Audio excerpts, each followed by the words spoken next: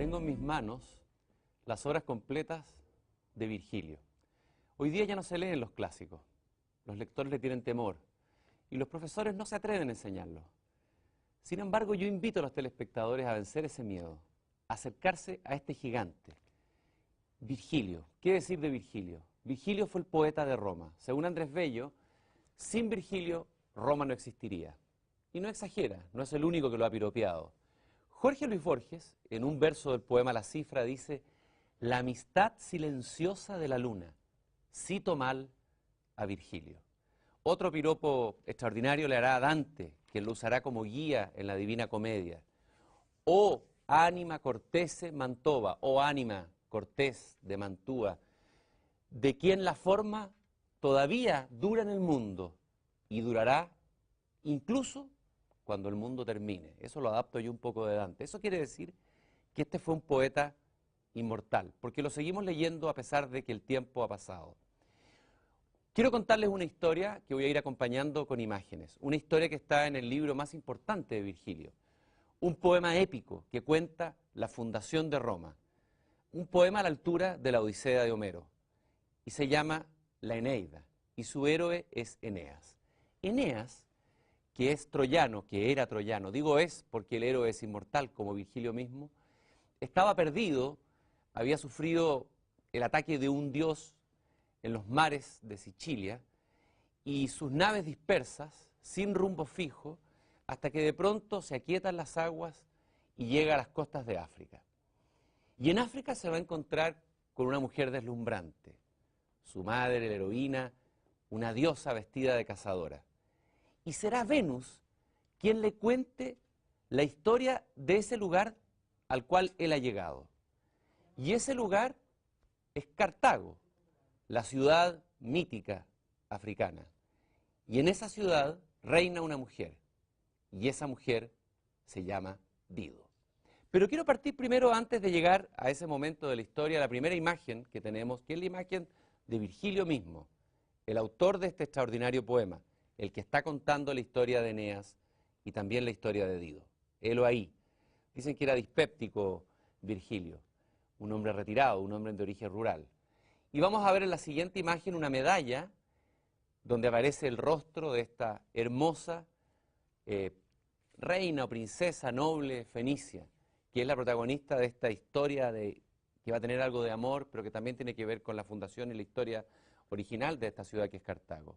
Entonces, va a ser Venus quien le va a contar a Eneas, que está perdido, le va a decir: Dido llegó acá arrancando de un hermano asesino que había asesinado a su esposo, el esposo de Dido, y que antes de que arrancara de donde venía Dido, antes de llegar ahí, le dijo dónde estaban sus tesoros escondidos. Entonces es una mujer que arranca con una nave llena de tesoros escondidos, y en ese momento nos encontramos en el corazón del fragmento que quiero compartir con ustedes. Le dice Venus a Eneas: de esta hazaña es el caudillo una mujer. El éxodo paró donde hoy verás alzarse ingentes los muros de Cartago y su alta acrópolis. Compraron un solar, llámanlo Birsa, por ser solo el espacio que alcanzaba la piel de un toro a circundar. Hay que detenerse en estos versos, incluso los voy a leer en latín y podemos mostrarlo en la pantalla luego que yo los lea para que ustedes los puedan tener frente a frente. Mercatique solum facti denomine Birsam, taurino quantum posen circundare tergo. ¿Qué es lo que hizo Dido apenas llegado a esa tierra, de donde venía escapando de un drama pasional tremendo? Circunda con la piel de un toro, hace un perímetro fundante de la ciudad, y sobre ese perímetro, que va a ser un perímetro inmenso, y vamos a entender por qué luego, se fundará y se alzará la ciudad de Cartago. ¿A qué viene toda esta historia de Eneas y Dido?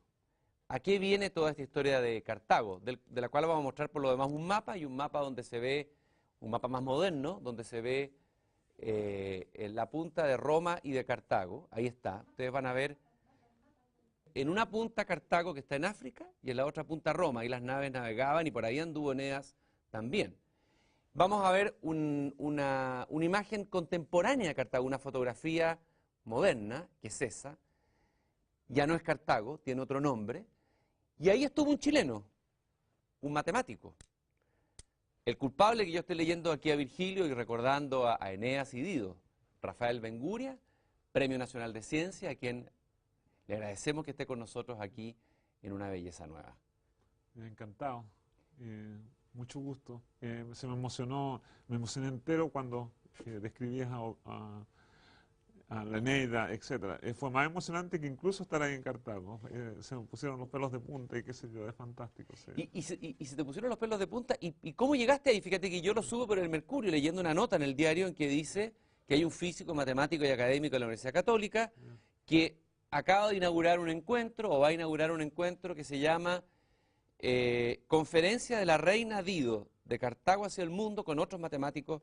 Cuéntanos un poco la historia, tu historia con Dido, tu historia con Cartago. Ya, mi historia con Dido empieza hace 40 años, súper harto, cuando yo estaba tomando mis primeros cursos de física en la Universidad de Chile. Y teníamos que tomar un curso que se llamaba Mecánica 2, da lo mismo como se llamaba, y nos empezaron a enseñar toda una disciplina nueva que se llama cálculo variacional. Podríamos decir ahora optimización, no quiero entrar en los detalles matemáticos. Y fue un curso súper apasionante, y uno de los primeros problemas que nos propusieron en el curso, mi profesor en esa época, era el problema de la reina Dido, en qué consiste, en que uno tiene una curva cerrada, y tienen que encontrar la forma de la curva de tal manera que con un perímetro dado encierra la mayor área. Ahora, cualquier persona, yo creo que desde niñito de 2 años hasta arriba, piensa que la solución es un círculo. ¿Ya? Es más o menos natural. ¿Qué otra cosa puede ser? Pero demostrarlo desde el punto de vista matemático es súper complejo. Se necesita cálculo diferencial, y más allá de cálculo diferencial se necesita lo que se llama cálculo variacional. Así que la solución desde el punto de vista matemático es complicado, a pesar de que el problema, cualquier niñito hasta 2 años, yo creo, diría, es un círculo. Y eso me apasionó increíblemente desde esa época. Y nunca imaginé, cuando estaba hace 40 años, que iba a tener la suerte de poder hacer un congreso en Cartago. Es como si tú me dijeras, fue un sueño, no había, o sea, no tenía ninguna manera de yo poder prever eso. Y el sueño partió con esta escena que vamos a ver aquí en este libro, donde tú me la podrás describir, en que vemos el momento en que se está produciendo aquello que da origen al problema de la isoperimetría. A ver si tú mismo me puedes describir la imagen de este antiguo grabado. Sí, es un grabado de un grabador alemán, Martin Elder, y en él aparece la reina Dido con una estampa súper impresionante, y aparece alguien de su grupo cortando con un cuchillo la piel de un buey.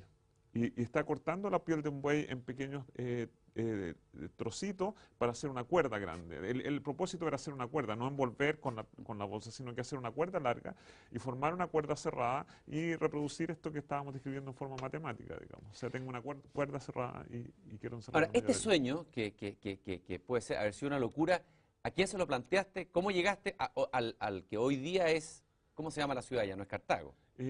Cartago es como un barrio de la capital de Túnez que se llama Tunisia, y Túnez se llama, y el país se llama Tunisí.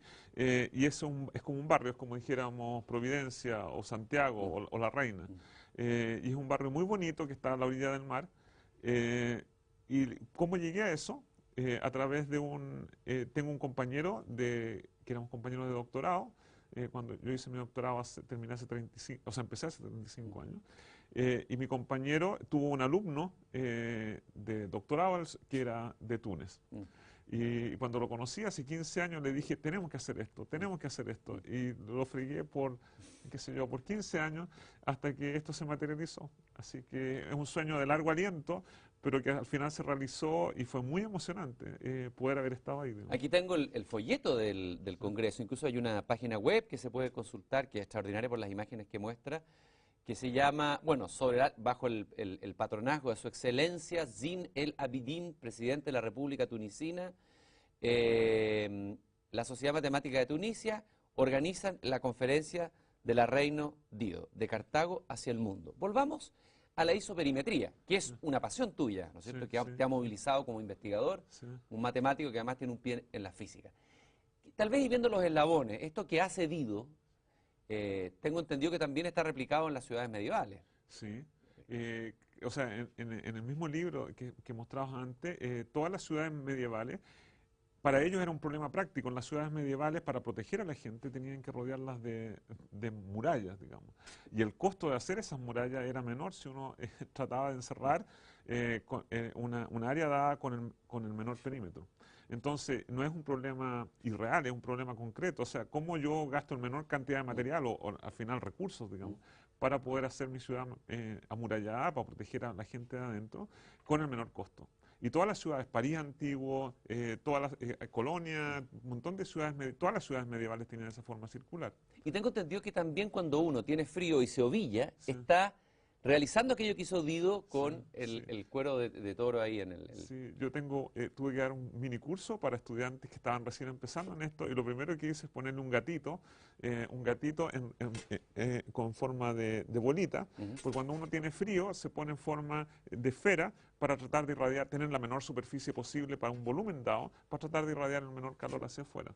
Y eso lo sabemos, no hay que ser matemático ni físico, puede ser gatito uno y lo sabe, ¿no? ¿Cuáles son, sin embargo, este problema que es tan práctico, tan real, que tiene que ver con el origen de una ciudad, con la manera como fueron fundadas las ciudades medievales, con cómo uno instintivamente se ovilla o se adquiere esta posición fetal para retener el calor? ¿Cuáles son los hitos más importantes desde el punto de vista matemático de la isoperimetría? Primero que nada, el término isoperimetría, tal vez sería bueno explicar Sí, qué significa. bueno, iso es fácil, significa igual, y perimetría, perímetro. Entonces es una descripción bastante compacta del problema. Mantener curvas del mismo perímetro y que encierran la mayor área. Entonces isoperimetría significa eso nada más. ¿Y cuáles son los hitos? La primera persona que empezó a resolver este tipo de problemas en forma de verdad en matemática fue Euclides. Los elementos de Euclides, todos deberíamos leerlos, son increíbles.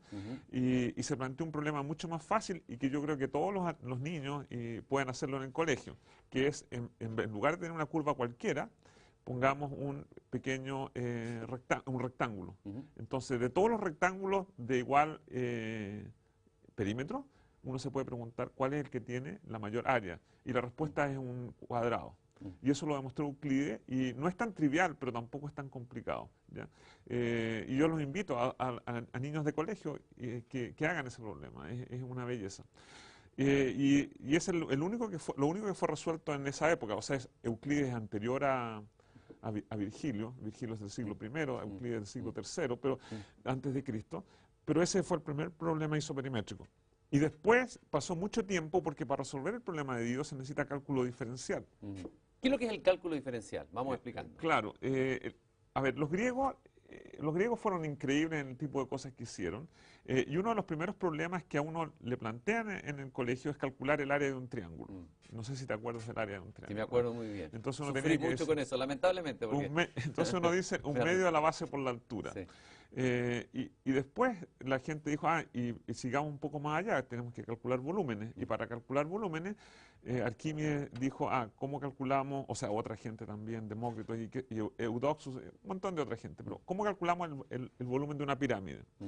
Y así como era un medio de la base por la altura, el del volumen de una pirámide es un tercio, estamos en una dimensión más, de la base por la altura.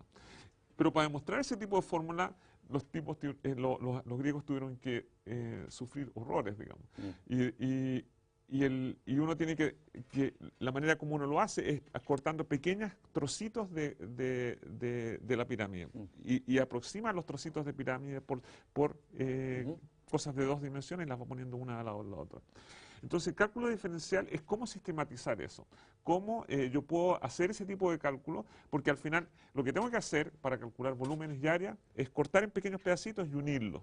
Ese cortar en pequeños pedacitos y unirlos es lo que es el cálculo integral, digamos. Ahora, tú mismo has dicho, te lo leí por ahí, me gustan los problemas que son fáciles de explicar. Yo sabía que me iba a preguntar ¿Sí? eso. Es inevitable. Sí, No, y de hecho lo has explicado muy gráficamente. Explícame un poco más esa afirmación en matemáticas. A ver, esa pregunta, tú eres la segunda persona que me la hace. Me gustaría haber sido la primera, lógicamente, no, sí pero soy la sé, segunda. y es terrible porque después de haber hecho, eso fue una entrevista que me hicieron hace como 10 años atrás, y después que me hicieron la entrevista me sentí pésimo, porque es un poco prepotente. O sea, ¿quién es este tipo que viene y dice, me gustan los problemas simples que tienen soluciones que pueden ser muy complicadas, digamos? Me sentí pésimo, realmente es uno de mis pecados, digamos. Ahora, pero tiene una explicación, una razón clara, digamos. O sea, me gustan aquellos problemas que son fáciles de llegar a la gente. ¿Ya? El problema de la reina Dido, todo el mundo lo puede entender, hasta un niño chico. Otros tipos de problemas en que he trabajado también, digamos. Ahora, lo que es prepotente es decir, y cuya solución es difícil, eso es tremendamente prepotente. Así que yo estoy súper arrepentido. No, pero no te flageles más, pues, Rafael. Ya. No te flageles tanto, Ya. porque de todas maneras lo importante es que transmitas y traspases esta pasión a las matemáticas, Sí. sobre todo en este tiempo que estamos en una crisis que se dice que hasta no hay profesores de matemáticas en el sistema Ya. que le enseñen matemáticas a los niños. Quiero volver a la historia de la isoperimetría. Ir buscando los eslabones, porque en uno de esos eslabones también está Rafael Bainguria, un chileno que participa de la historia y el desarrollo de este problema. Una pregunta, a lo mejor me equivoco, ¿qué tiene que ver las matemáticas infinitesimales del mundo árabe con esto? ¿Qué tienen que ver las matemáticas árabes? ¿Qué tiene que ver Rashidi con esto? Etcétera, etcétera. Sí, súper, ya, Creo que tenemos una imagen por ahí mientras tú vas mostrando una imagen sí. con una... Sí, lo primero, ya que estamos Árabe. con la matemática árabe, me gustaría decirles que si ustedes van a Túnez y hablan de Dido, nadie va a entender porque ellos la llaman Alisa. Alisa. Alisa, y es un nombre súper lindo, Alisa. Y ese es el nombre genérico. Pero, ¿qué tienen que ver las matemáticas árabes? Los árabes, o sea, la civilización fue cambiando de centro a medida que iba pasando la historia. Y el centro antiguo de la civilización que nosotros conocemos ahora fue Alejandría. Alejandría por 800 años fue la capital del mundo. De ahí son gente tan importante, o sea, trabajaron así como tenían, era como una universidad, ya había como oficina y uno abría la puerta y estaba Euclides, y abría la otra puerta y estaba Eratóstenes, y había la otra puerta y a lo mejor había un visitante, Arquímedes. Era una universidad tal como la conocemos ahora y en las reconstrucciones modernas se ve como un lugar espectacular. Y ese fue el centro de la civilización por mucho, mucho tiempo, hasta que cayó y los que heredaron eso fue Bagdad. Hay un lugar precioso en Bagdad que se llama el Bait al-Hikmah, la casa del saber, la casa de la sabiduría, Bait, casa, digamos. Y ese lugar mantuvo la civilización, eso fundado por Harun al-Rashid y al-Mamun. Pobre Bagdad, que fue la perla y hoy día es pura ruina. Claro, pero nos salvaron. Y ahí quedó, en el siglo IX, o sea, en el año 800 y tanto, ese fue el centro. Y nosotros en la vida diaria tenemos kilos de palabras que usamos de esa época, como algoritmo. O sea, algoritmo viene de un señor que trabajaba ahí que se llama Al-Khwarizmi. Y de ahí viene la palabra algoritmo que usan toda la gente todos los días. Y él trabajaba ahí en el Bait al-Hikmah.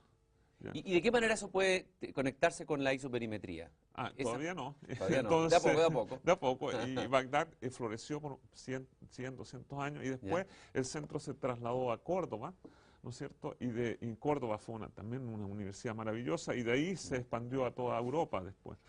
Ahora, ¿cómo llega la isoperimetría al mundo moderno? A través de alguien que es fantástico, que fue Newton, digamos. Newton en el principio, en el año 1687, desarrolló toda la mecánica, como la conocemos hoy día, y también hacia el final de su principio puso un problema práctico moderno que tiene que ver con la isoperimetría. Él dijo, de todos los volúmenes de un volumen dado, ¿cuál es el que ofrece menos resistencia al aire? Estaba pensando en hacer barcos, cohetes, etc. Y es un problema isoperimétrico que es distinto y la solución no es un círculo. O sea, ¿cuál es la forma que tiene que tener un bólido, o un barco, o un tren, para que tenga menor resistencia al aire? Y también es un problema, no tiene nada que ver con geometría aparentemente, pero también es un problema isoperimétrico. Y también está Leibniz en esa época, ¿no? Leibniz. ¿Sí? Leibniz es crucial y desde el punto de vista también, del punto de vista filosófico, es tremendo. Leibniz fue uno de los que primero empezó a desarrollar el cálculo variacional y fue el que resolvió, el primer problema que resolvió la gente desde el punto de vista del cálculo variacional es el problema de una cuerda colgante. Si tú pones una cadena, ¿no es cierto?, y la pones a colgar, ¿cuál es la forma que adopta la cadena? Galileo creía que era una parábola, lo cual está tan mal. Galileo era impresionante, pero no le achuntó. O sea, no es que no achuntó, trató de derivarla. La real forma es lo que se llama una catenaria, y desde el punto de vista matemático es un coseno hiperbólico. ¿A quién le importa que se llame coseno hiperbólico? Pero esa es la forma que adopta la catenaria. Y eso fue resuelto por Leibniz y fue el primer problema variacional resuelto. Cuando escucho esos nombres de gigantes, un Euclides, cuando escucho, bueno, Pitágoras, más mitológico todavía, más de leyenda, cuando escucho el nombre de Newton, un Leibniz, hasta la matemática contemporánea, dice, estos fueron genios, fueron como los profetas en el mundo antiguo, que dieron saltos cuánticos para la historia de la humanidad. ¿Cómo se produce, crees tú, la matemática? Yo más o menos lo puedo explicar en poesía. Se habla de la musa, de la inspiración, un Virgilio, había trabajo, había rigor, pero también estaba el concepto de la idea de la musa. ¿Los matemáticos tienen musa para llegar a esto? ¿Hay inspiraciones, puro trabajo, la intuición, hay matemáticos más intuitivos, poseídos por algo, por un fervor que los lleva de repente a descubrir, a dar este salto que otros no han podido dar, a pesar de que tienen toda la información que ellos tienen? Es una pregunta horriblemente difícil. Y además, ¿quién soy yo para poder decirlo? Rafael Ben-Guri. ¿No? ¿Quién soy yo para poder decir algo así? O sea, en matemáticas, en física y en ciencia en general, es súper complicado ver cómo las personas desarrollan nuevas ideas.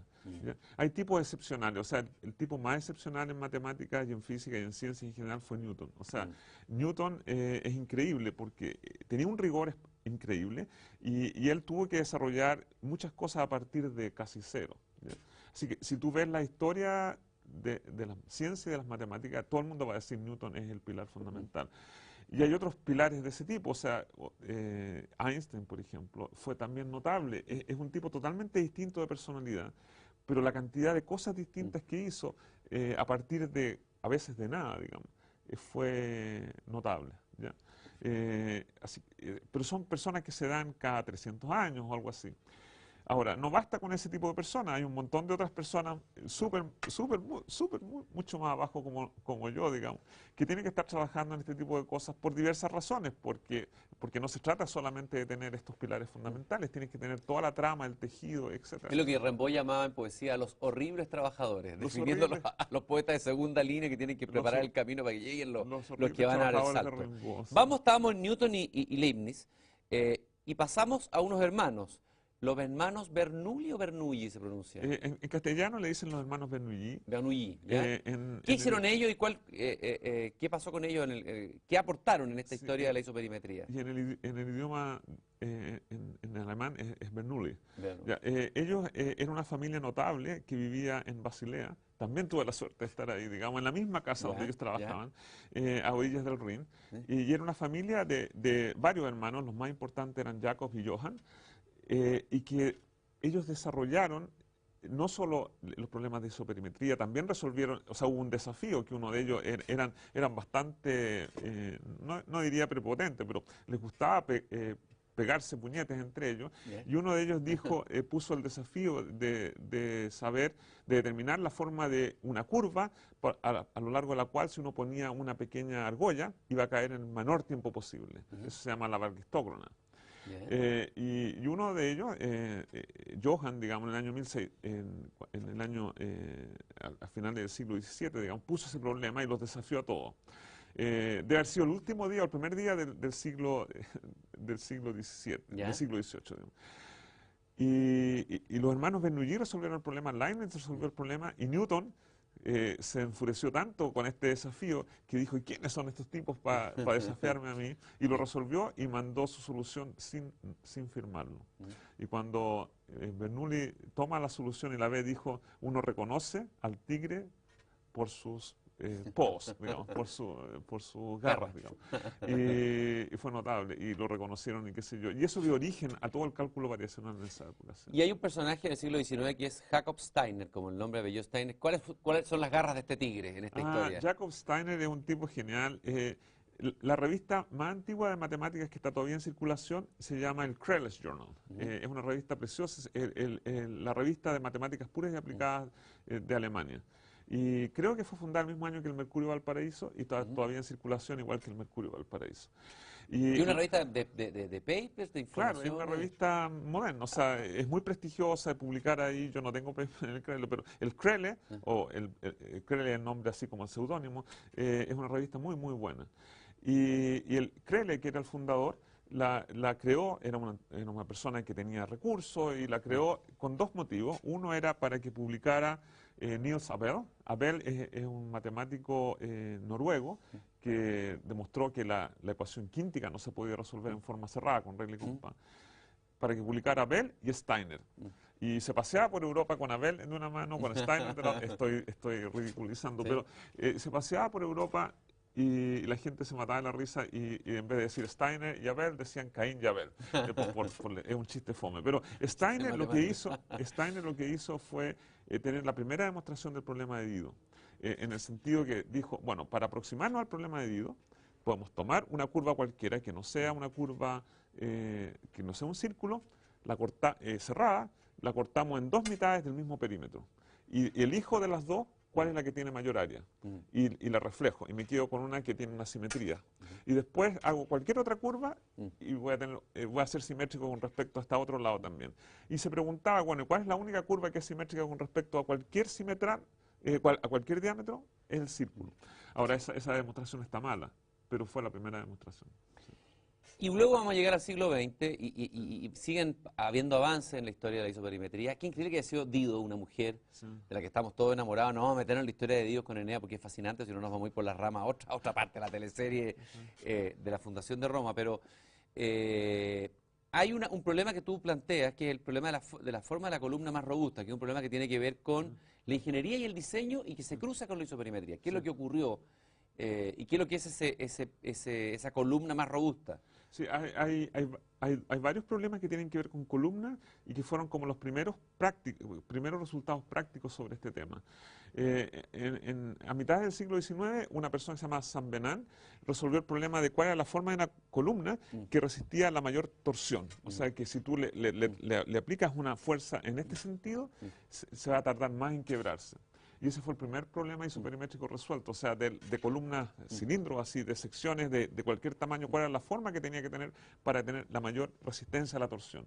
Y él demostró que era el círculo, y fue el primer caso demostrado. Y después hay problemas más complejos, que es no te preocupes de la torsión, preocúpate también de la carga, o sea, antes de pandearse, cuál es la forma que tiene que tener la sección de una columna antes de pandearse. Y esos fueron los primeros problemas prácticos, ya que resueltos en mitad del siglo XIX, etc. Ahí tenemos a Saint Venant y a montones de otra gente. Ahora, la maravilla es que la matemática, que tiene su propio lenguaje, es un lenguaje, casi que funciona en paralelo, por decirlo así, a la realidad concreta, y los matemáticos viven sumergidos en resolver esos temas y en los laberintos propios de la matemática. Sin embargo, tiene estos saltos tan prácticos y tan reales. Pero hay veces que la matemática se separa de la realidad y puede dispararse por sus propios caminos. ¿Y qué pasa ahí? ¿Y qué tipo de matemática es esa? Seguro. A ver, seguro. A mí lo que más me gusta es la matemática con una pata en la tierra. ¿Ya? Yo trabajo en algo que se llama física matemática y es interesante en el sentido de que la interacción entre física y matemática es que física provee de los problemas que uno estudia en el otro lado. Ahora, para ser un matemático sin una pata en la tierra hay que ser demasiado bueno, porque uno se puede volar por caminos que lo van a conducir por laberintos oscuros y que nunca va a llegar a nada, ¿te fijas? Hay que ser muy brillante para ser un matemático sin una Un pata en la ejemplo tierra. de ese matemático sin pata en la tierra, genial. Puede ser un Kurt Gödel o puede ser ¿quién? Claro, Gödel Gödel, es sí. un matemático famoso. Cuéntanos la historia de uno de ellos. A ver, eh, algunos que son súper importantes y que a lo mejor no tenían un espíritu práctico fueron Galois, por ejemplo. Los jóvenes como Galois y Abel fueron súper interesantes, en el sentido que ellos pudieron demostrar que la ecuación cúbica, o sea, la ecuación quíntica no se podía resolver con regla y compás. Eso suena medio loco, digamos, para uno. ¿Ya? ¿Te fijas? ¿Qué importa que se pueda resolver en regla y compás? Pero ellos desarrollaron toda una teoría que dio origen a lo que se llama la álgebra moderna, que lo desarrolló una mujer, por lo demás. El álgebra moderna fue desarrollada por Emmy Noether. La pobre, a lo mejor no todo el mundo la conoce, pero era una tremenda matemática de Göttingen contemporánea, se murió después que yo nací, digamos. Y ella desarrolló todo el álgebra a partir de estos conceptos medio, un poquito, no tan pegados a la realidad. Este Galois tiene un fin trágico. Sí, sí, se murió como a los 19 años. Alguna gente dice que se batió a duelo, algunos dicen que es porque estaba enamorado de una mujer y algo pasó. Otros dicen que fue por problemas políticos, también una época complicada desde el punto de vista de la política francesa de esa época, digamos. Y el pobre, la noche anterior a batirse a duelo, y le fue mal en el duelo, escribió lo que se llama ahora la teoría de Galois, que es una teoría preciosa, digamos, desarrolló todos unos conceptos de grupos de Galois que son súper A propósito de eso que tú estás diciendo de lo precioso, y estábamos hablando también de lo útil, hay un escritor que a mí me gusta mucho, un escritor francés que se llama Raymond Queneau, que también fue matemático, y tiene un libro que se llama Orillas, Matemáticos, Precursores, Enciclopedistas. Y ahí saqué una cita de ese libro, y él dice, utilidad futura, belleza interna. Esas son las dos razones que deben evitarle al principiante cualquier inquietud ante la decisión de escoger un axioma en lugar de otro. Utilidad, belleza, es ahí las dos características de las matemáticas. Características que asemejan al arte y que las distinguen de él.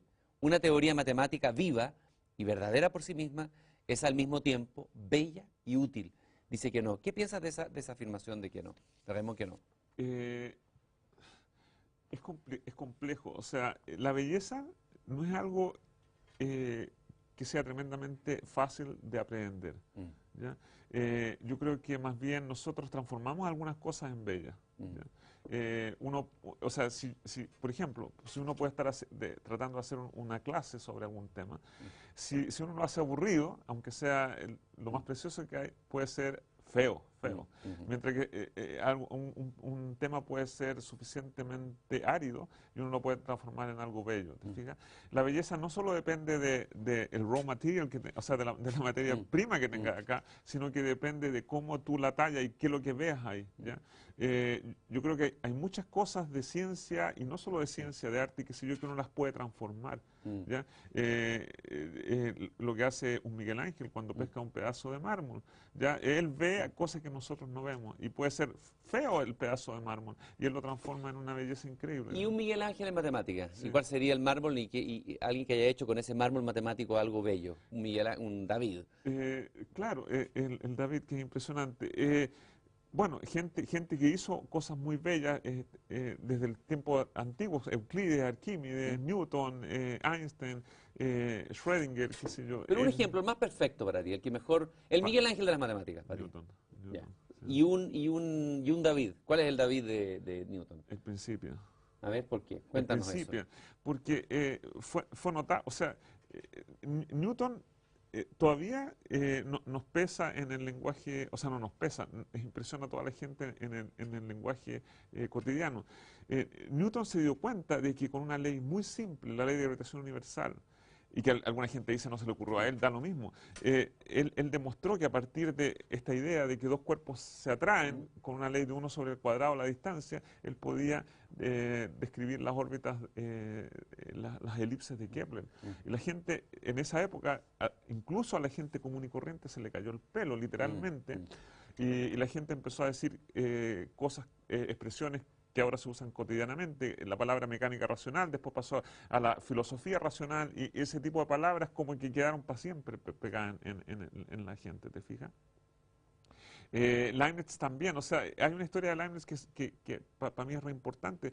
La gente en su lenguaje diario siempre dice, esto es lo que todo pasa por alguna razón, ¿no es cierto? No sí, sé, claro. todo pasa para mejor. Todo para mejor, sí. El tipo, ¿y eso de Es dónde casi una viene? muletilla ya. Es casi una muletilla, pero Sí. eso tiene una historia detrás. ¿De dónde viene eso? Viene de Leibniz. Leibniz quería combinar matemáticas con religión y con su filosofía de vida. Entonces, él que fue uno de los que desarrolló el cálculo variacional, dijo, bueno, el mundo está... ¿Por qué el mundo? O sea, la gente siempre se pregunta, ¿por qué Dios no hizo así con sufrimiento y todo? Qué injusto, ¿no es cierto? Todo el mundo dice eso.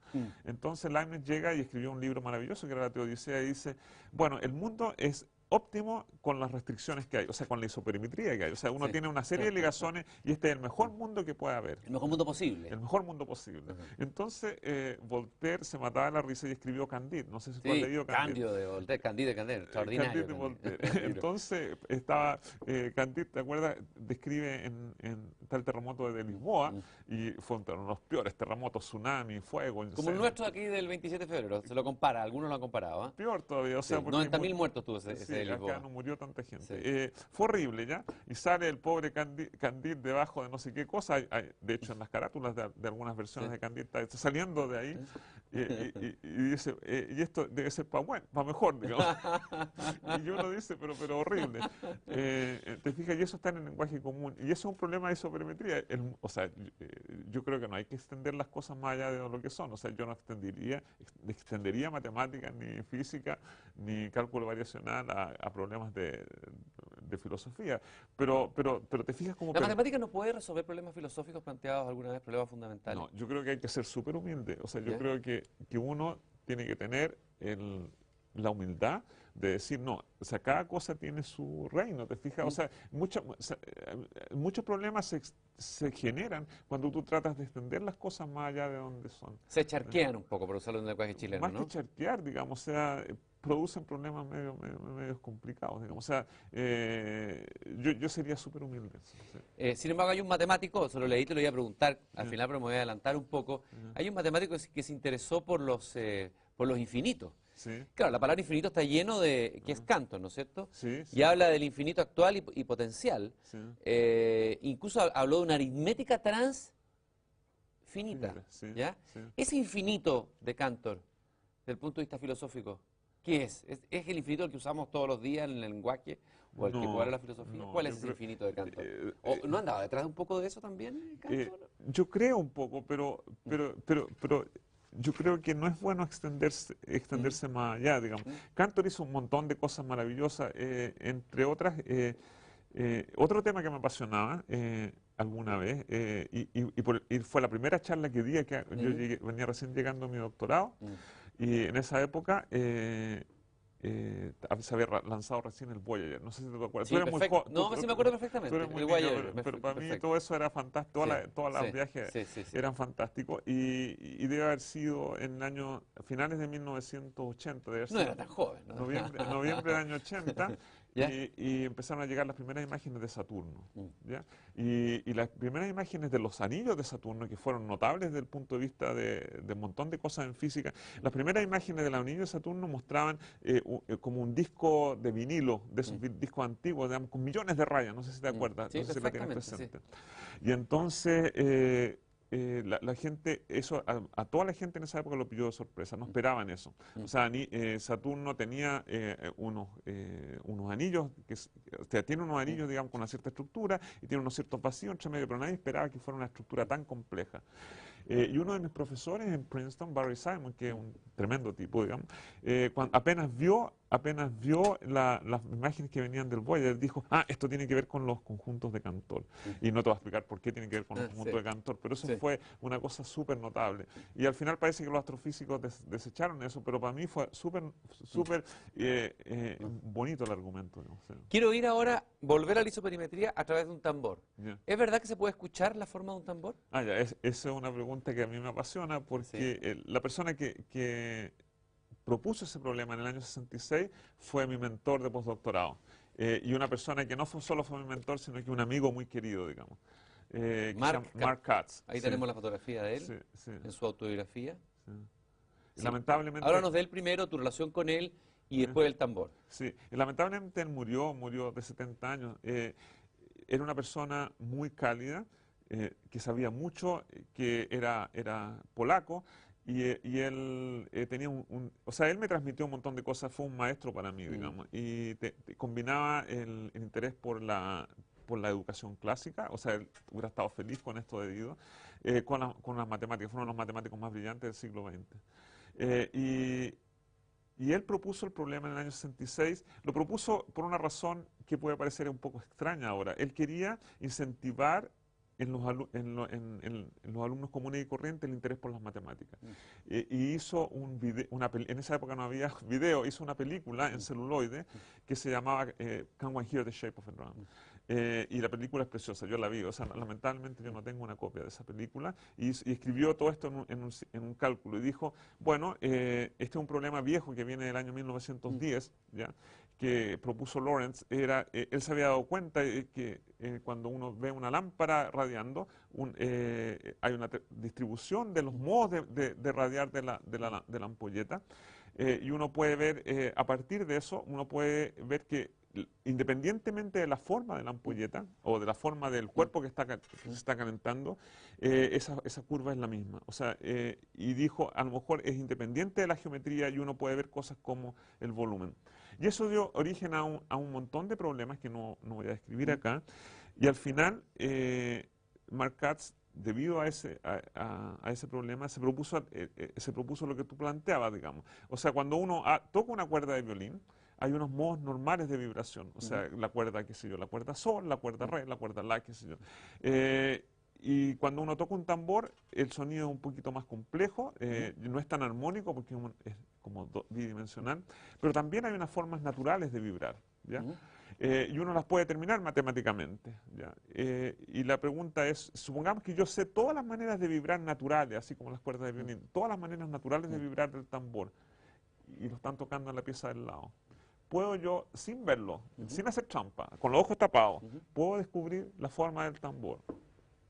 Y él demostró, o sea, un matemático alemán, Weil, demostró que se podía escuchar el área, se puede escuchar el perímetro también, y se puede escuchar también, y por el problema de Dido, puedes ver si es circular o no, porque sabes si el perímetro y el área están relacionados de la manera de un círculo, entonces solamente escuchando puedes saber si es circular o no.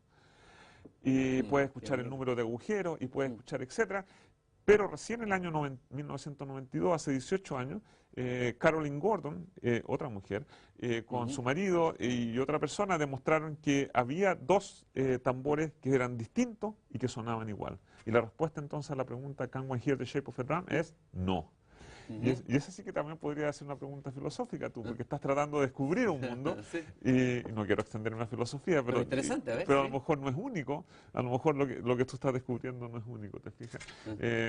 Bueno, tienes Ahí que... entramos en zonas fronterizas porque son apasionantes. Sí. ¿Dónde entra Benguria, el matemático chileno, en esta larga historia que hemos contado que parte con Dido midiendo el perímetro de Cartago? ¿Dónde entras tú? Tengo entendido que tiene que ver con el problema de las inigualdades isoperimétricas, las relaciones de los valores propios, etcétera. ¿Cuándo entras tú y cómo se produce esa emocionante entrada en la historia de la isoperimetría? Es medio divertido porque cuando yo estaba haciendo mi postdoctorado con Mark Katz, jamás pensé que iba a trabajar en este tipo de problemas. Y me da lata no haber pensado que iba a trabajar en este problema, porque hubiera sido como un homenaje a él. Te fijas, y él se murió antes de que yo trabajara en ese tipo de problemas. Ya, ¿dónde entra en la cosa del tambor, digamos? Lord Rayleigh, que a lo mejor tú has escuchado de Lord Rayleigh. Lord Rayleigh es el que descubrió el argón. El argón aquí en esta sala fue descubierto por él, ganó premio Nobel. ¿Cuál es el argón? A ver. El argón es uno de los elementos químicos de más bajo peso y que son gases nobles, entonces son más difíciles de detectar. Noble significa que no reacciona con nada, te fijas, tienen las capas completas, entonces no reacciona, son difíciles de pillar, pero el aire tiene argón, neón y qué sé yo, tiene un montón de cosas, y el argón fue descubierto por Lord Rayleigh.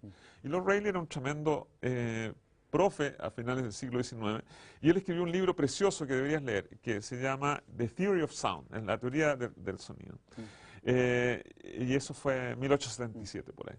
Y en ese problema él dijo, empezó a preocuparse de los problemas isoperimétricos con los tambores. Fue Lord Rayleigh que lo hizo. Y dijo, de todos los tambores de igual área, ¿cuál es el que tiene el sonido más bajo, el fundamental más bajo?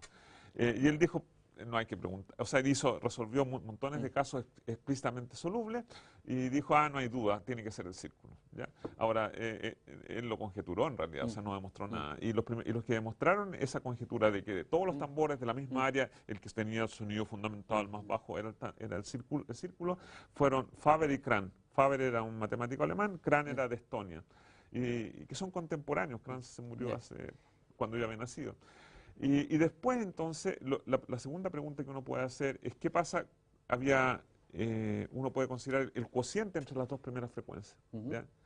Y la pregunta es, ¿qué forma maximiza ese cociente? Y ahí es donde entro yo con mi compañero, con Mark Ashford, el tutor de este tunecino. Y nosotros demostramos eso en el año 92. ¿Cómo se siente uno cuando uno llega a descubrir algo que no había sido resuelto? ¿Hay una emoción, una epifanía? ¿Qué te pasó a ti en ese momento?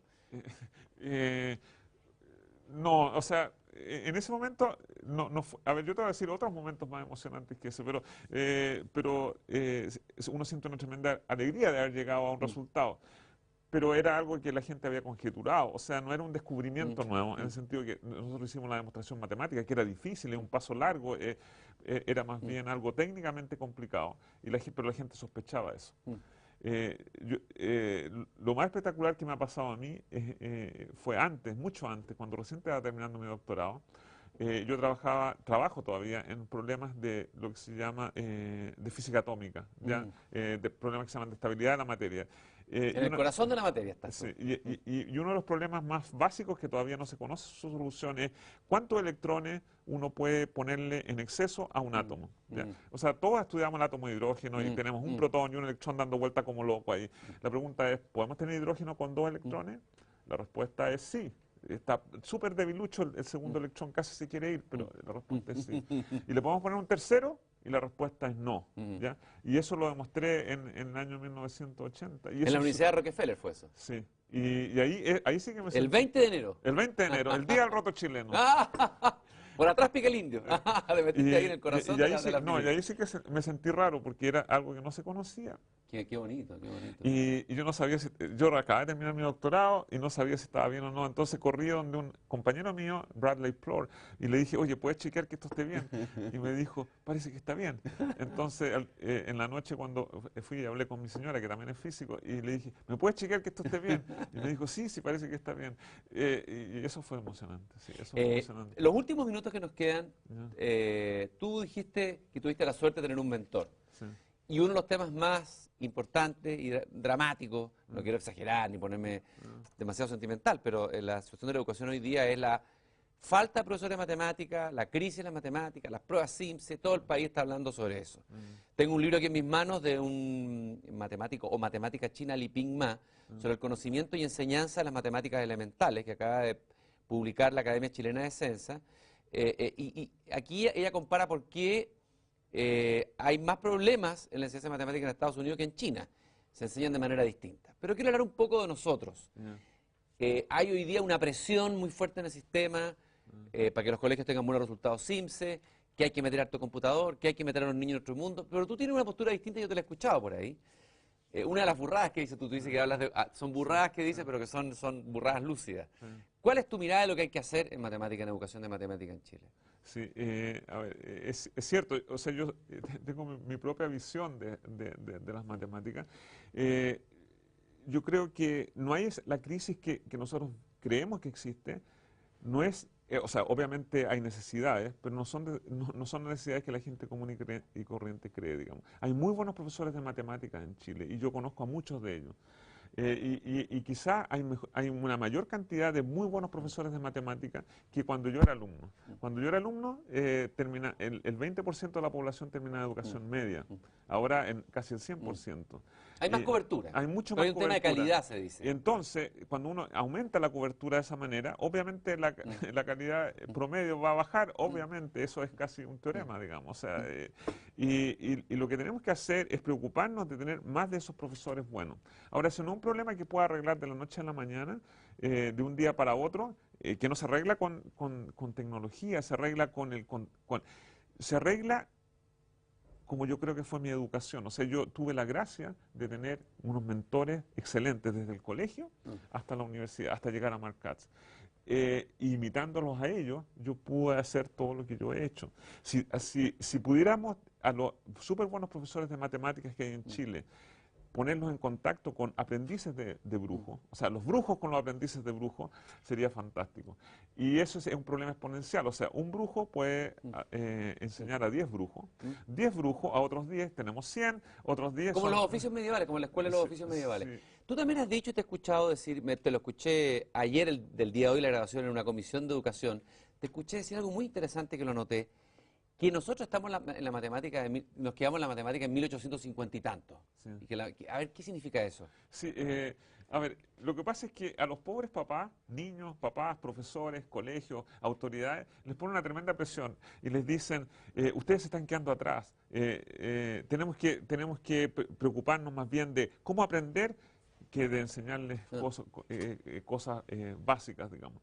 Y lo que tú me oíste hablar es que, por favor, no se preocupen. O sea, yo les decía, los mejores ingenieros de este momento aprenden, los mejores, la creme de la creme de nuestros ingenieros en Chile, aprenden hasta matemáticas del siglo XIX, así con suerte. En el colegio, ¿no es cierto?, en geometría nos quedamos con Euclides, o sea, siglo III antes de Cristo. Y los que mejores saben álgebra se quedan con Cardano en 1500 y tanto. Y no hay esa presión. O sea, ojalá nosotros supiéramos hasta ese nivel, ¿te fijas? Así que quitémosle la presión, ¿no es cierto? Veámoslo con una perspectiva un poco más grande. Si pudiéramos enseñarles matemáticas hasta el siglo XIX a nuestros niños, sería feliz. Y eso parece anatema, pero es cierto. Quitémosle la presión y pongamos más el énfasis en tratar de tener los mejores profesores posibles con este método que te digo, 1, 10, 100. ¿Ya? Ese método es súper bueno. Un mentor, 10. 10, 100, 100, 1000 y en 20 años yo te cambio Chile. ¿Me cambias Chile en 20 años? Sí. Rafael, y por último, en el último minuto que nos queda, Ya. ¿cuál es el problema matemático o el tema matemático con el que tú harías una iniciación a alguien que no le gusta la matemática? Sí. Por ejemplo, a mí no me gustaron las matemáticas, tuve mala suerte. Ahora me empezaron a gustar ya viejo y pasó el tiempo y estoy perdido. Ya. Y me habría encantado que me encantaran como me encanta la poesía. Ya. ¿Qué tema me pondrías delante o cómo harías tú para enamorarme de las matemáticas? Yo creo que ya lo hice. O sea, yo creo que con este tema que trajimos acá de la Reina Dido, yo creo que a ti te picó el bichito de la curiosidad. Y yo te podría... Tengo un amigo, muy amigo mío, mi mejor amigo, que se llama Michael Loss, que es profesor en Georgia Tech. Y con él paseo, o sea, lo visito todos los años y me alojo en la casa de él y de su señora y paseamos y qué sé yo. Y siempre nos preocupamos de este problema de enseñanza. Y lo que dijimos que íbamos a hacer lo antes posible era un libro en que íbamos a tener pequeños problemas de este tipo para atraer a los niños, digamos, a las matemáticas. ¿Ya? Y le íbamos a poner el nombre. Él tiene una familia amiga al lado que son súper buenas personas y tiene 2 niñitos chicos y le íbamos a poner el nombre de ellos, era un libro dedicado a ellos. Yo creo que lo vamos a hacer. Se puede encantar a la gente con distintos pequeños trocitos de matemáticas. Fantástico. Rafael, yo te agradezco muchísimo este viaje que hemos hecho a través tuyo y contigo, Ya. que partió en Cartago con la hermosa Fenicia Dido, de la que estás enamorado, como estamos todos, por distintas razones, y por habernos transmitido esta pasión tuya por las matemáticas. Muchas gracias, Rafael, por haber estado aquí en Una Belleza Nueva. Encantado, encantado. Muchas gracias.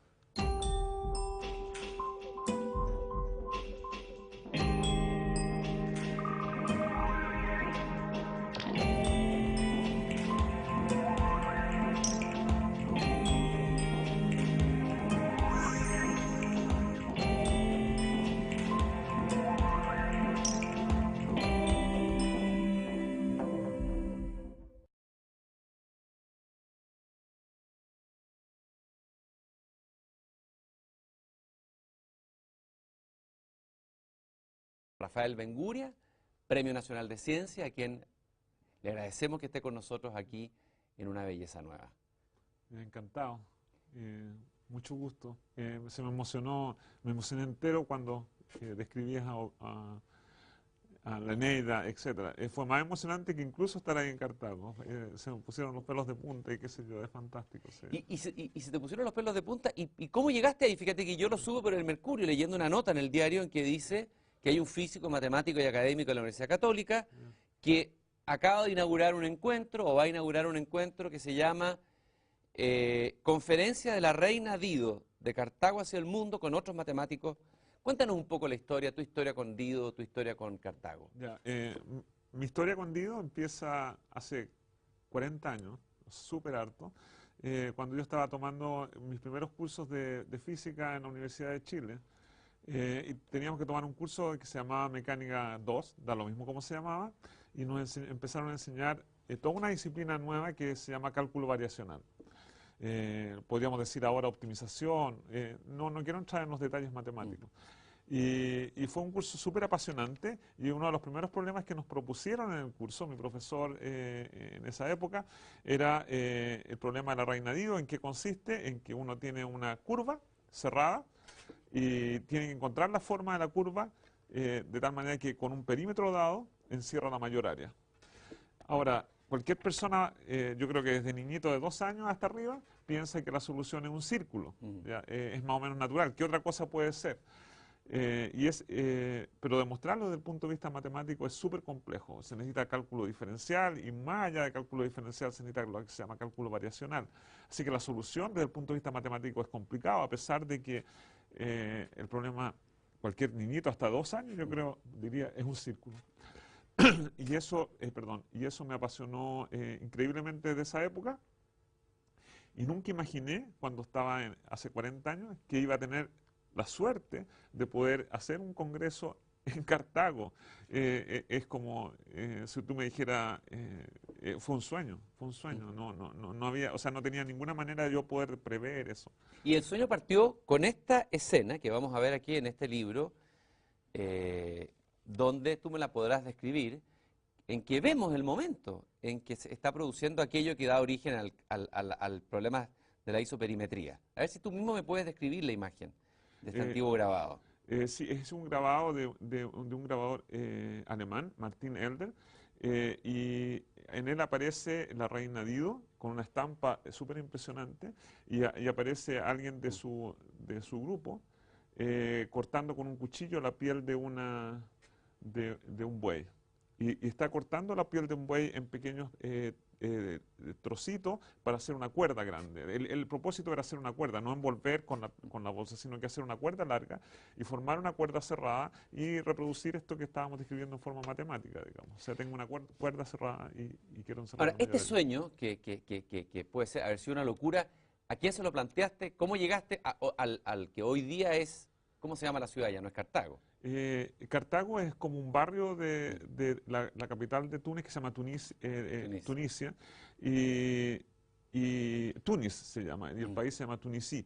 Y es como un barrio, es como dijéramos Providencia o Santiago o La Reina. Y es un barrio muy bonito que está a la orilla del mar. ¿Y cómo llegué a eso? A través de tengo un compañero que éramos compañeros de doctorado. Cuando yo hice mi doctorado, terminé hace 35, o sea, empecé hace 35 años, y mi compañero tuvo un alumno de doctorado que era de Túnez.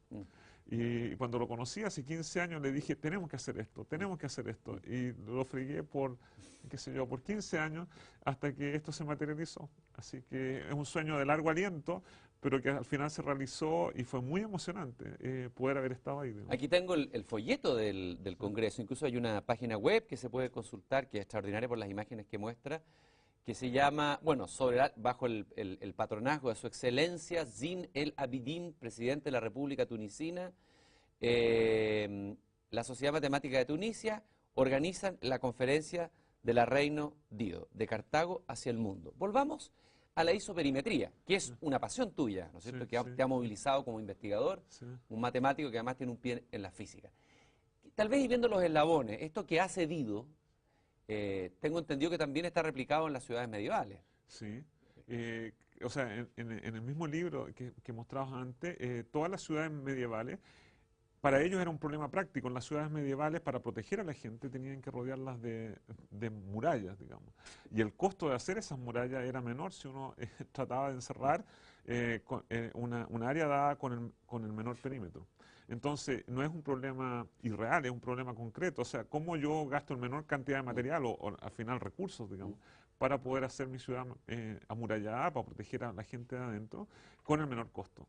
Y todas las ciudades, París antiguo, todas las colonias, un montón de ciudades, todas las ciudades medievales tienen esa forma circular. Y tengo entendido que también cuando uno tiene frío y se ovilla, está realizando aquello.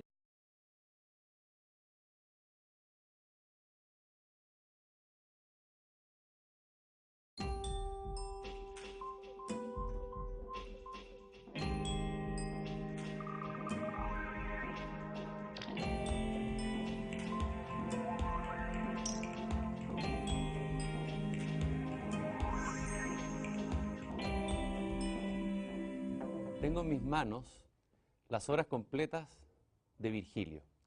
Hoy día ya no se leen los clásicos, los lectores le tienen temor y los profesores no se atreven a enseñarlos. Sin embargo, yo invito a los telespectadores a vencer ese miedo, a acercarse a este gigante, Virgilio. ¿Qué decir de Virgilio? Virgilio fue el poeta de Roma. Según Andrés Bello, sin Virgilio, Roma no existiría. Y no exagera, no es el único que lo ha piropeado. Jorge Luis Borges, en un verso del poema La Cifra, dice: la amistad silenciosa de la luna. Cito mal a Virgilio. Otro piropo extraordinario le hará a Dante, quien lo usará como guía en la Divina Comedia.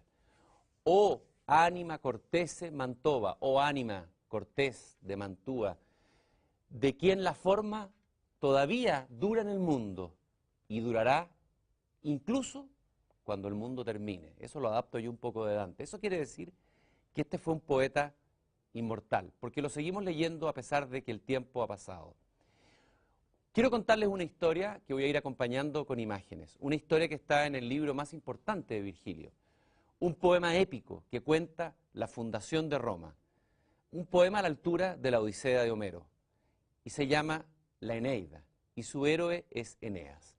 Eneas, que es troyano, que era troyano, digo es porque el héroe es inmortal, como Virgilio mismo, estaba perdido, había sufrido el ataque de un dios en los mares de Sicilia, y sus naves dispersas, sin rumbo fijo, hasta que de pronto se aquietan las aguas y llega a las costas de África. Y en África se va a encontrar con una mujer deslumbrante, su madre, la heroína, una diosa vestida de cazadora. Y será Venus quien le cuente la historia de ese lugar al cual él ha llegado. Y ese lugar es Cartago, la ciudad mítica africana. Y en esa ciudad reina una mujer, y esa mujer se llama Dido. Pero quiero partir primero, antes de llegar a ese momento de la historia, la primera imagen que tenemos, que es la imagen de Virgilio mismo, el autor de este extraordinario poema, el que está contando la historia de Eneas y también la historia de... Hizo Dido con el cuero de toro ahí en el... Sí, yo tuve que dar un mini curso para estudiantes que estaban recién empezando en esto, y lo primero que hice es ponerle un gatito con forma de bolita, porque cuando uno tiene frío se pone en forma de esfera para tratar de irradiar, tener la menor superficie posible para un volumen dado, para tratar de irradiar el menor calor hacia afuera. Y eso lo sabemos, no hay que ser matemático ni físico, puede ser gatito uno y lo sabe, ¿no? ¿Cuáles son, sin embargo, este problema que es tan práctico, tan real, que tiene que ver con el origen de una ciudad, con la manera como fueron fundadas las ciudades medievales, con cómo uno instintivamente se ovilla o se adquiere esta posición fetal para retener el calor? ¿Cuáles son los hitos más importantes desde el punto de vista matemático de la isoperimetría? Primero que nada, el término isoperimetría, tal vez sería bueno explicar qué significa. Bueno, iso es fácil, significa igual, y perimetría, perímetro. Entonces es una descripción bastante compacta del problema. Mantener curvas del mismo perímetro y que encierran la mayor área. Entonces isoperimetría significa eso nada más. ¿Y cuáles son los hitos? La primera persona que empezó a resolver este tipo de problemas en forma de verdad en matemática fue Euclides. Los elementos de Euclides, todos deberíamos leerlos, son increíbles. Y se planteó un problema mucho más fácil y que yo creo que todos los niños pueden hacerlo en el colegio, que es, en lugar de tener una curva cualquiera, pongamos un pequeño rectángulo. Entonces, de todos los rectángulos de igual perímetro, uno se puede preguntar cuál es el que tiene la mayor área. Y la respuesta es un cuadrado. Y eso lo demostró Euclides, y no es tan trivial, pero tampoco es tan complicado, ¿ya? Y yo los invito a niños de colegio que hagan ese problema, es una belleza. Y es lo único que fue resuelto en esa época. O sea, Euclides anterior a Virgilio. Virgilio es del siglo I, Euclides del siglo III, pero antes de Cristo. Pero ese fue el primer problema isoperimétrico. Y después pasó mucho tiempo, porque para resolver el problema de Dido se necesita cálculo diferencial. ¿Qué es lo que es el cálculo diferencial? Vamos explicando. Claro. A ver, los griegos fueron increíbles en el tipo de cosas que hicieron. Y uno de los primeros problemas que a uno le plantean en el colegio es calcular el área de un triángulo. No sé si te acuerdas del área de un triángulo. Sí, me acuerdo muy bien. Entonces uno Sufrí mucho con eso, lamentablemente. Entonces uno dice un medio a la base por la altura. Sí. Y después la gente dijo, y sigamos un poco más allá, tenemos que calcular volúmenes. Y para calcular volúmenes, Arquímedes dijo, ¿cómo calculamos? O sea, otra gente también, Demócrito y Eudoxus, un montón de otra gente. Pero ¿cómo calculamos el volumen de una pirámide? Y así como era un medio la base por la altura, el del volumen de la pirámide es un tercio. Helo ahí. Dicen que era dispéptico Virgilio, un hombre retirado, un hombre de origen rural. Y vamos a ver en la siguiente imagen una medalla donde aparece el rostro de esta hermosa reina o princesa noble fenicia, que es la protagonista de esta historia que va a tener algo de amor, pero que también tiene que ver con la fundación y la historia original de esta ciudad que es Cartago.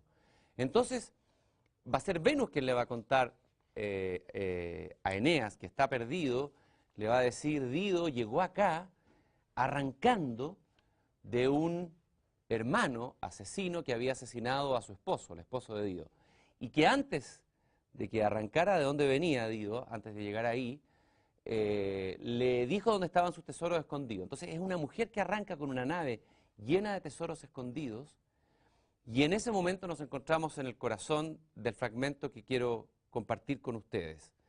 Le dice Venus a Eneas: de esta hazaña es el caudillo una mujer. El éxodo paró donde hoy verás alzarse ingentes los muros de Cartago y su alta acrópolis.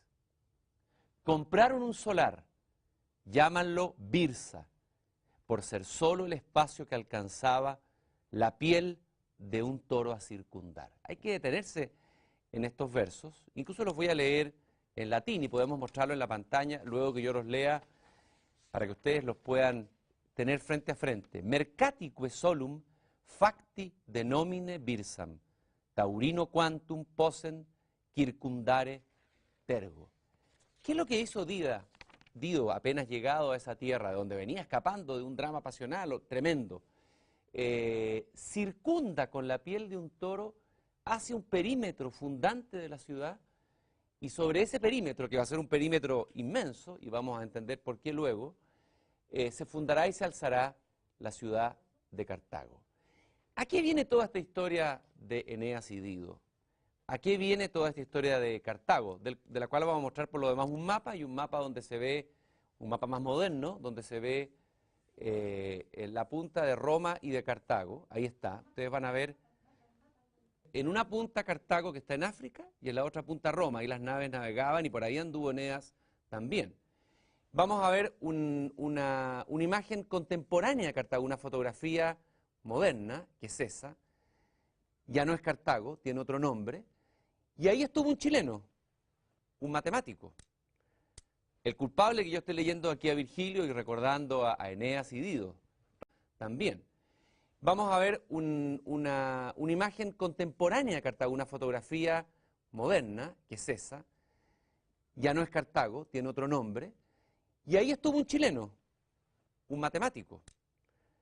El culpable que yo estoy leyendo aquí a Virgilio y recordando a Eneas y Dido, Rafael Benguria, Premio Nacional de Ciencia, a quien le agradecemos que esté con nosotros aquí en Una Belleza Nueva. Encantado, mucho gusto. Se me emocioné entero cuando describías a la Eneida, etc. Fue más emocionante que incluso estar ahí en Cartago. Se me pusieron los pelos de punta y qué sé yo, es fantástico. Sí. Y se te pusieron los pelos de punta. ¿Y cómo llegaste ahí? Fíjate que yo lo subo por el Mercurio, leyendo una nota en el diario en que dice que hay un físico, matemático y académico de la Universidad Católica que acaba de inaugurar un encuentro, o va a inaugurar un encuentro que se llama Conferencia de la Reina Dido, de Cartago hacia el mundo, con otros matemáticos. Cuéntanos un poco la historia, tu historia con Dido, tu historia con Cartago. Ya, mi historia con Dido empieza hace 40 años, súper harto, cuando yo estaba tomando mis primeros cursos de física en la Universidad de Chile. Y teníamos que tomar un curso que se llamaba Mecánica 2, da lo mismo como se llamaba, y nos empezaron a enseñar toda una disciplina nueva que se llama cálculo variacional. Podríamos decir ahora optimización, no quiero entrar en los detalles matemáticos. Y fue un curso súper apasionante, y uno de los primeros problemas que nos propusieron en el curso, mi profesor en esa época, era el problema de la reina Dido, en que consiste en que uno tiene una curva cerrada, y tienen que encontrar la forma de la curva de tal manera que con un perímetro dado encierra la mayor área. Ahora, cualquier persona, yo creo que desde niñito de 2 años hasta arriba, piensa que la solución es un círculo, ¿ya? Es más o menos natural. ¿Qué otra cosa puede ser? Pero demostrarlo desde el punto de vista matemático es súper complejo. Se necesita cálculo diferencial y más allá de cálculo diferencial se necesita lo que se llama cálculo variacional. Así que la solución desde el punto de vista matemático es complicado, a pesar de que el problema, cualquier niñito hasta 2 años, yo creo, diría, es un círculo. Y eso me apasionó increíblemente desde esa época. Y nunca imaginé, cuando estaba hace 40 años, que iba a tener la suerte de poder hacer un congreso en Cartago. Es como si tú me dijeras, fue un sueño, no había, o sea, no tenía ninguna manera de ayudarle. Para ellos era un problema práctico. En las ciudades medievales, para proteger a la gente, tenían que rodearlas de murallas, digamos. Y el costo de hacer esas murallas era menor si uno trataba de encerrar una área dada con el menor perímetro. Entonces, no es un problema irreal, es un problema concreto. O sea, cómo yo gasto en menor cantidad de material o al final recursos, digamos, para poder hacer mi ciudad amurallada, para proteger a la gente de adentro, con el menor costo. Y todas las ciudades, París antiguo, todas las colonias, un montón de ciudades, todas las ciudades medievales tienen esa forma circular. Y tengo entendido que también cuando uno tiene frío y se ovilla, Sí. está realizando aquello que hizo Dido con Sí. el cuero de toro ahí en el... Sí, yo tuve que dar un mini curso para estudiantes que estaban recién empezando en esto y lo primero que hice es ponerle un gatito con forma de bolita, porque cuando uno tiene frío se pone en forma de esfera para tratar de irradiar, tener la menor superficie posible para un volumen dado, para tratar de irradiar el menor calor hacia afuera. Y eso lo sabemos, no hay que ser matemático ni físico, puede ser gatito uno y lo sabe, ¿no? ¿Cuáles son, sin embargo, este problema que es tan práctico, tan real, que tiene que ver con el origen de una ciudad, con la manera como fueron fundadas las ciudades medievales, con cómo uno instintivamente se ovilla o se adquiere esta posición fetal para retener el calor? ¿Cuáles son los hitos más importantes desde el punto de vista matemático de la isoperimetría? Primero que nada, el término isoperimetría, tal vez sería bueno explicar qué significa. Bueno, iso es fácil, significa igual, y perimetría, perímetro. Entonces es una descripción bastante compacta del problema. Mantener curvas del mismo perímetro y que encierran la mayor área. Entonces isoperimetría significa eso nada más. ¿Y cuáles son los hitos?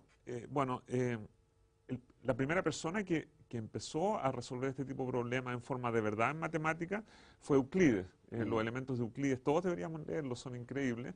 Y se planteó un problema mucho más fácil y que yo creo que todos los niños pueden hacerlo en el colegio, que es, en lugar de tener una curva cualquiera, pongamos un pequeño un rectángulo. Entonces, de todos los rectángulos de igual perímetro, uno se puede preguntar cuál es el que tiene la mayor área. Y la respuesta es un cuadrado. Y eso lo demostró Euclides, y no es tan trivial, pero tampoco es tan complicado, ¿ya? Y yo los invito a niños de colegio que hagan ese problema, es una belleza. Y es lo único que fue resuelto en esa época, o sea, Euclides es anterior a Virgilio es del siglo I, Euclides del siglo III, pero no poder prever eso. Y el sueño partió con esta escena que vamos a ver aquí en este libro, donde tú me la podrás describir, en que vemos el momento en que se está produciendo aquello que da origen al problema de la isoperimetría. A ver si tú mismo me puedes describir la imagen de este antiguo grabado. Sí, es un grabado de un grabador alemán, Martin Elder, y en él aparece la reina Dido con una estampa súper impresionante y aparece alguien de su grupo cortando con un cuchillo la piel de un buey. Y está cortando la piel de un buey en pequeños trocitos para hacer una cuerda grande. El propósito era hacer una cuerda, no envolver con la bolsa, sino que hacer una cuerda larga y formar una cuerda cerrada y reproducir esto que estábamos describiendo en forma matemática, digamos. O sea, tengo una cuerda cerrada y quiero encerrar. Ahora, este sueño, que puede haber sido una locura, ¿a quién se lo planteaste? ¿Cómo llegaste al que hoy día es, ¿cómo se llama la ciudad? Ya no es Cartago. Cartago es como un barrio de la capital de Túnez que se llama Tunisia, y Túnez se llama, y el país se llama Tunisí. Y es como un barrio, es como dijéramos Providencia o Santiago o La Reina. Y es un barrio muy bonito que está a la orilla del mar. ¿Y cómo llegué a eso? A través de tengo un compañero que era un compañero de doctorado, cuando yo hice mi doctorado, terminé hace 35, o sea, empecé hace 35 años, y mi compañero tuvo un alumno de doctorado que era de Túnez. Y cuando lo conocí hace 15 años le dije, tenemos que hacer esto, tenemos que hacer esto. Y lo fregué por, qué sé yo, por 15 años hasta que esto se materializó. Así que es un sueño de largo aliento, pero que al final se realizó y fue muy emocionante poder haber estado ahí. Digamos. Aquí tengo el folleto del Congreso, incluso hay una página web que se puede consultar, que es extraordinaria por las imágenes que muestra, que se llama, bueno, bajo el patronazgo de su excelencia Zine El Abidine, presidente de la República Tunisina, la Sociedad Matemática de Tunisia organizan la conferencia de la Reino Dido, de Cartago hacia el mundo. Volvamos a la isoperimetría, que es una pasión tuya, ¿no es cierto?, que te ha movilizado como investigador, un matemático que además tiene un pie en la física. Tal vez y viendo los eslabones, esto que hace Dido, tengo entendido que también está replicado en las ciudades medievales. Sí, o sea, en el mismo libro que mostrabas antes, todas las ciudades medievales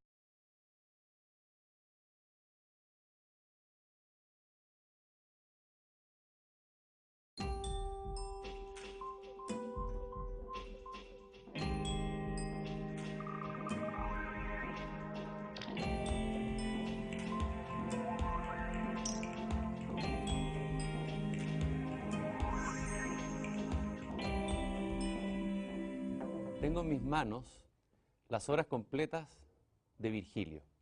Hoy día ya no se leen los clásicos, los lectores le tienen temor y los profesores no se atreven a enseñarlos. Sin embargo, yo invito a los telespectadores a vencer ese miedo, a acercarse a este gigante. Virgilio, ¿qué decir de Virgilio? Virgilio fue el poeta de Roma. Según Andrés Bello, sin Virgilio, Roma no existiría. Y no exagera, no es el único que lo ha piropeado.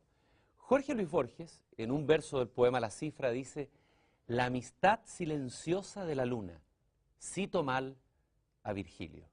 Otro piropo extraordinario le hará a Dante, quien lo usará como guía en la Divina Comedia.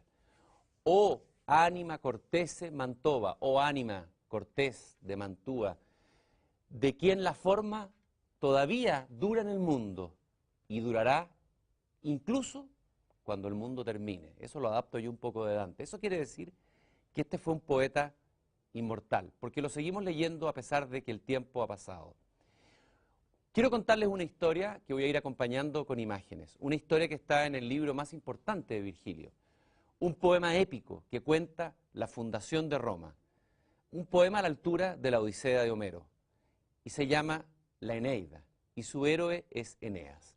Eneas, que es troyano, que era troyano, digo es porque el héroe es inmortal como Virgilio mismo, estaba perdido, había sufrido el ataque de un dios en los mares de Sicilia y sus naves dispersas, sin rumbo fijo, hasta que de pronto se aquietan las aguas y llega a las costas de África. Y en África se va a encontrar con una mujer deslumbrante, su madre, la heroína, una diosa vestida de cazadora. Y será Venus quien le cuente la historia de ese lugar al cual él ha llegado. Y ese lugar es Cartago, la ciudad mítica africana. Y en esa ciudad reina una mujer, y esa mujer se llama Dido. Pero quiero partir primero, antes de llegar a ese momento de la historia, la primera imagen que tenemos, que es la imagen de Virgilio mismo, el autor de este extraordinario poema, el que está contando la historia de Eneas y también la historia de Dido. Helo ahí. Dicen que era dispéptico Virgilio, un hombre retirado, un hombre de origen rural. Y vamos a ver en la siguiente imagen una medalla donde aparece el rostro de esta hermosa reina o princesa noble fenicia, que es la protagonista de esta historia que va a tener algo de amor, pero que también tiene que ver con la fundación y la historia original de esta ciudad que es Cartago. Entonces, va a ser Venus quien le va a contar a Eneas, que está perdido, le va a decir: Dido llegó acá arrancando de un hermano asesino que había asesinado a su esposo, el esposo de Dido, y que antes de que arrancara de donde venía Dido, antes de llegar ahí, le dijo dónde estaban sus tesoros escondidos. Entonces es una mujer que arranca con una nave llena de tesoros escondidos, Y en ese momento nos encontramos en el corazón del fragmento que quiero compartir con ustedes. Le dice Venus a Eneas: de esta hazaña es el caudillo una mujer. El éxodo paró donde hoy verás alzarse ingentes los muros de Cartago y su alta acrópolis. Compraron un solar, llámanlo Birsa, por ser solo el espacio que alcanzaba la piel de un toro a circundar. Hay que detenerse en estos versos, incluso los voy a leer en latín y podemos mostrarlo en la pantalla luego que yo los lea para que ustedes los puedan tener frente a frente. Mercatique solum facti denomine Birsam, taurino quantum posen circundare tergo. ¿Qué es lo que hizo Dido apenas llegado a esa tierra de donde venía escapando de un drama pasional tremendo? Circunda con la piel de un toro, hace un perímetro fundante de la ciudad, y sobre ese perímetro, que va a ser un perímetro inmenso, y vamos a entender por qué luego, se fundará y se alzará la ciudad de Cartago. ¿A qué viene toda esta historia de Eneas y Dido? ¿A qué viene toda esta historia de Cartago? De la cual vamos a mostrar por lo demás un mapa, y un mapa donde se ve, un mapa más moderno, donde se ve en la punta de Roma y de Cartago. Ahí está, ustedes van a ver en una punta Cartago, que está en África, y en la otra punta Roma. Ahí las naves navegaban y por ahí anduvo Eneas